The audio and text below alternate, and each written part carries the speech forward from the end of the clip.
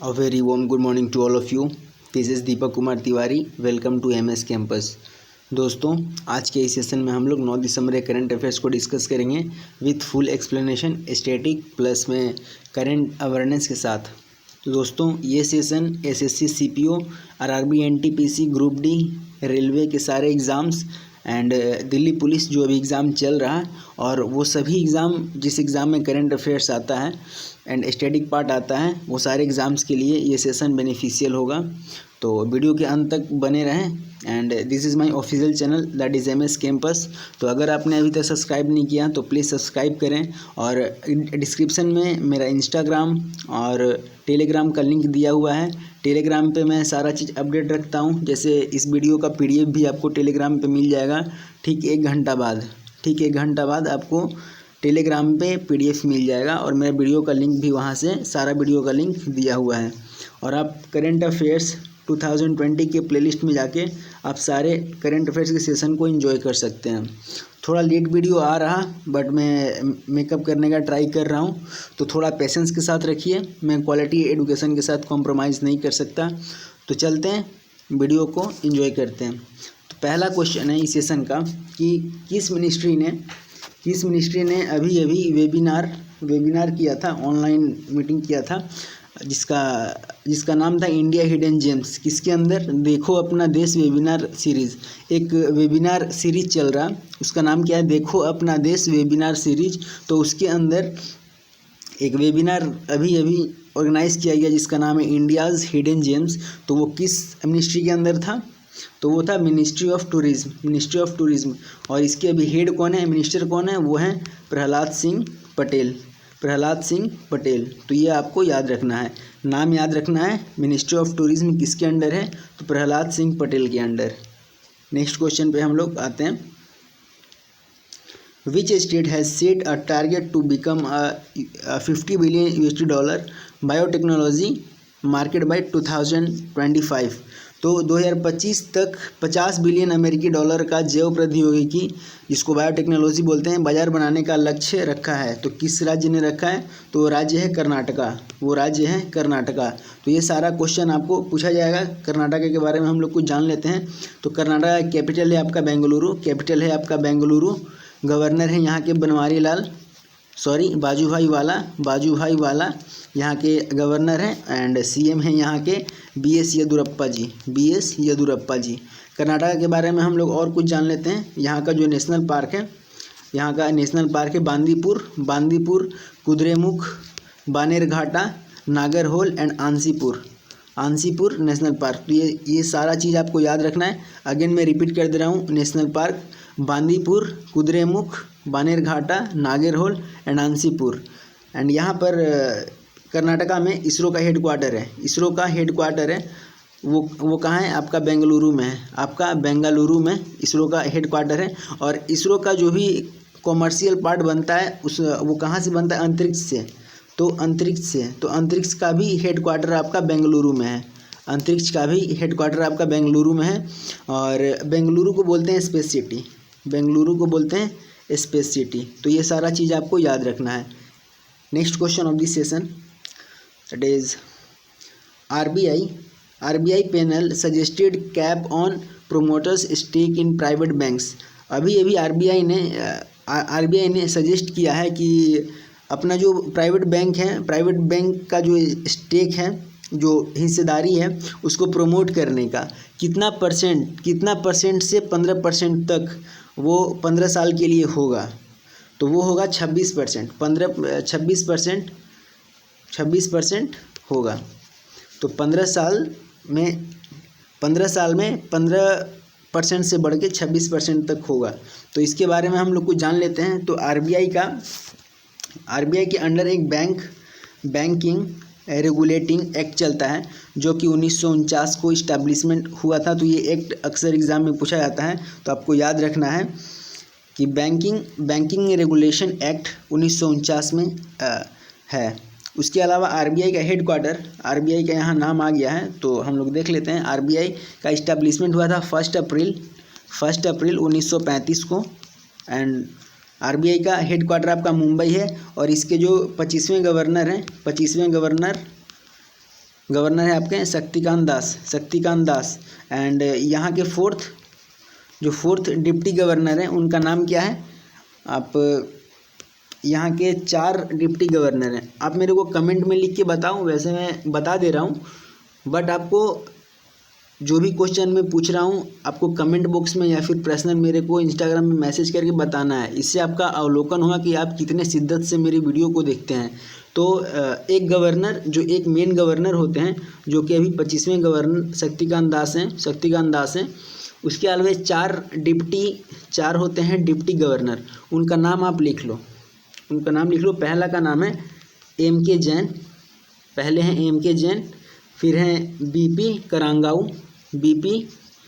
करांगाऊ, फिर से हैं मिचेल देवब्राता पात्रा, एंड चौथे हैं, उनका नाम क्या था? राजेश्वर राव। तो ये आपको नाम याद रखना है। मैं फिर से रिपीट कर दे रहा हूँ, 4 डिप्टी गवर्नर होते हैं। एक मेन गवर्नर के अलावा 4 डिप्टी गवर्नर होते हैं आरबीआई में। पहला का नाम है M.K. जैन, दूसरा का नाम है बीपी करांगाऊ, तीसरा का नाम है माइकल देवब्रता पात्रा, एंड चौथे का नाम है राजेश्वर राव। तो ये आपको याद रखना है। और 15% से बढ़कर 26% इसका रेट हो गया है, और ये 15 साल के लिए हुआ है। तो ये आपको याद रखना है। Next question of this session, who is the author of the book the battle of belonging के बुक के लेखक कौन है? तो शशि थरूर जी हैं। तो ये आपको याद रखना है। और ये जो बुक का जो पब्लिसिटी होता है, ये पब्लिश किया गया LF बुक कंपनी, एक है LF बुक कंपनी है, उसके द्वारा ये बुक पब्लिश किया गया। LF बुक कंपनी एक है, उसके द्वारा ये बुक पब्लिश किया गया, और ये बुक लिखा गया था शशि थरूर द्वारा। नेक्स्ट हम लोग आते हैं the borrowing and lady Curzon medical college and research institute. ये बेंगलुरु में एक इंस्टीट्यूट है, बेंगलुरु में, जो कि कर्नाटका का कैपिटल है।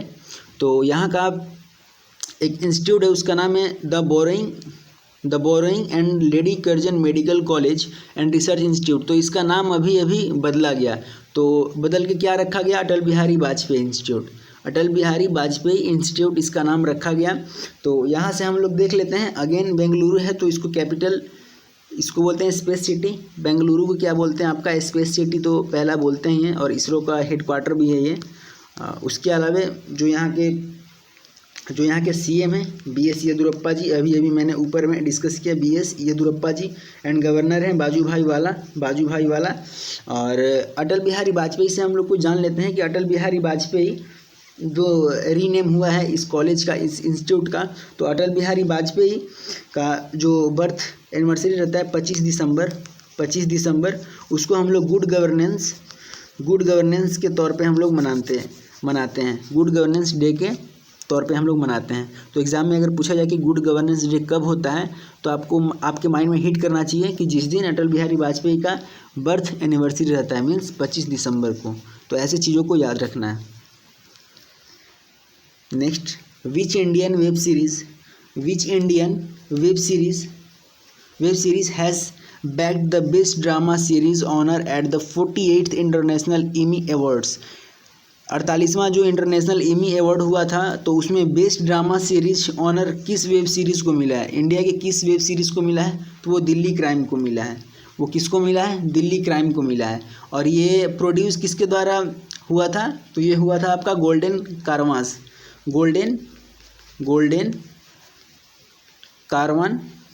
कारवां ने प्रोड्यूस किया था इसको।